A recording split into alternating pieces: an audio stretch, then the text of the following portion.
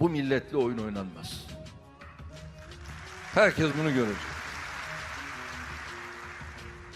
Dolayısıyla vakti, saati geldiğinde ne yapacağımızı biz gayet iyi biliriz. Bir gece ansızın gelebiliriz.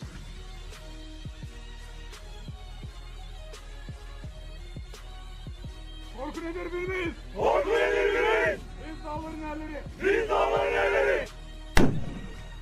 Öyle Kuzey Suriye'de, PYD, YPG, oralarda devlet kuracaklarmış.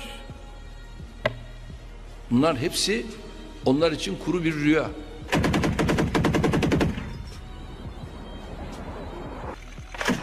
Başkaları için sadece stratejik birer hamleden ibaret olan bu gelişmelerin bizim için devletimizin ve milletimizin beka meselesi olduğunu buradan bir kez daha ifade ediyorum.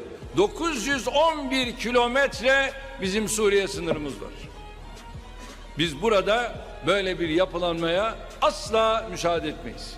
Şimdi İdlib operasyonuyla bu koridorun batı kanadını çökertiyoruz.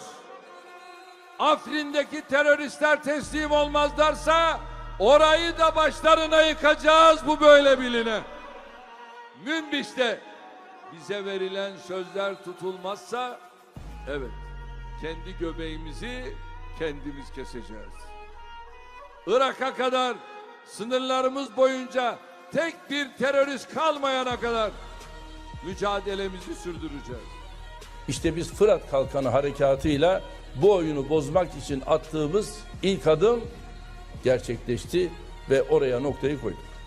Bundan sonra da ihtiyaç ve gerek duyduğumuz her an benzer operasyonları gerçekleştirmekten çekinmeyeceğiz.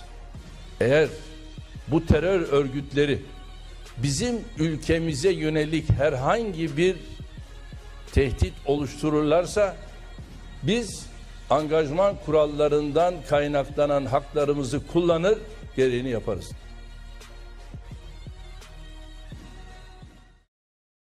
Dedim ya, bir gece ansızın gelebiliriz.